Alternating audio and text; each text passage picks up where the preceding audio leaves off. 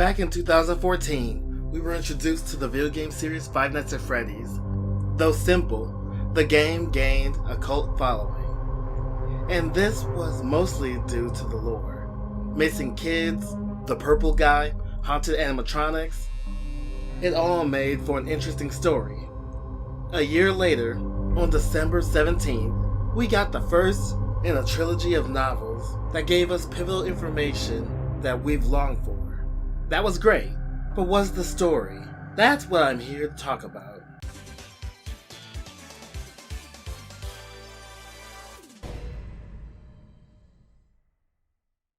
Now if we're talking about the games, then of course the story's good.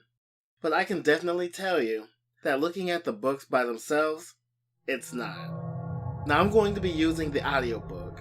I am not, however, going to make any critiques of the narrator or anything like that. This is strictly a critique of the first book. And of course, these are my opinions. And if you genuinely like the books, good for you, more power to you. With that said, let's get started. So book 1, The Silver Eyes, runs at 10 hours and 22 minutes. This is by far the longest book in the series, and also the worst.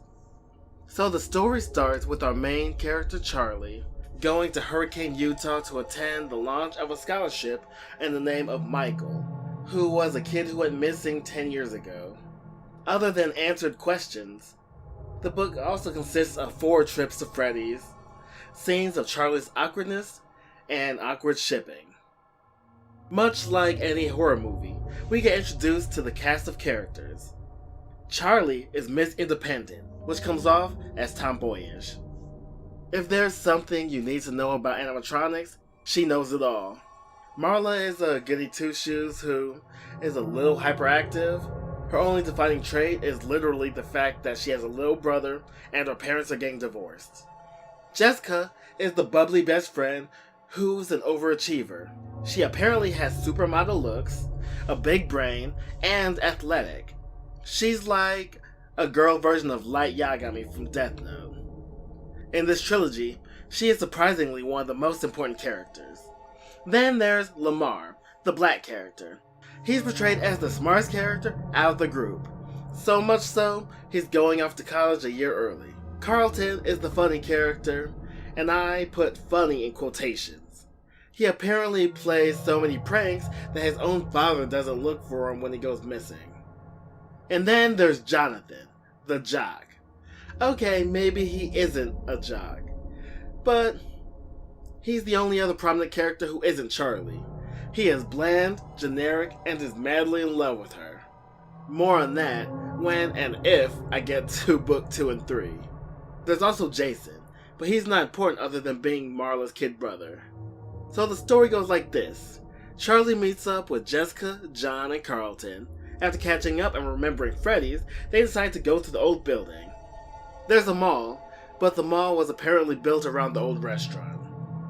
They break in because that's apparently something you just do, and the only thing that happens is that they discover the animatronics for Freddy, Bonnie, and Chica.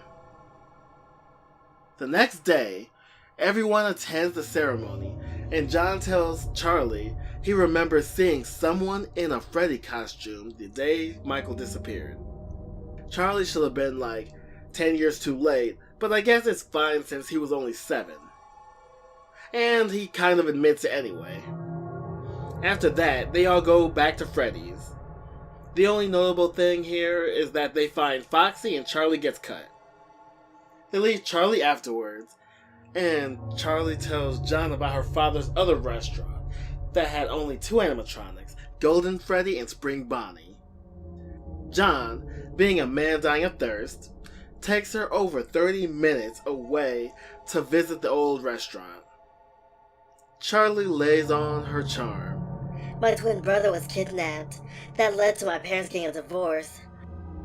She believes that his kidnapping and Michael's are connected. Then the kids, having nothing better to do, go back to Freddy's for a 3rd time. They are caught by Dave, a mall security guard.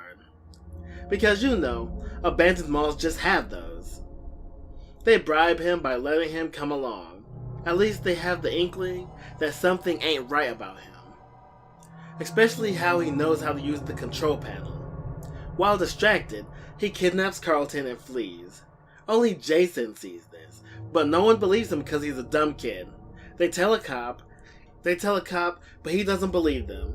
He doesn't believe them so much that he goes to the restaurant to look for him and is murdered by Dave. Charlie lays some more lore on John because reasons, and tells him that her father committed suicide after Michael's disappearance and the town thinks he's the killer. If I were John, this would be a red flag for me. You don't want to date a girl with this much baggage, and trust me, it gets worse. After playing amateur detective and doing some research on Freddys' history, they discover Dave was a co-owner. In the restaurant, Dave does his bad guy speech and explains how spring locks work. So Jason runs away and goes to Freddys to save Carlton, and everyone goes after him. And this is when the actual FNaF part of the story starts.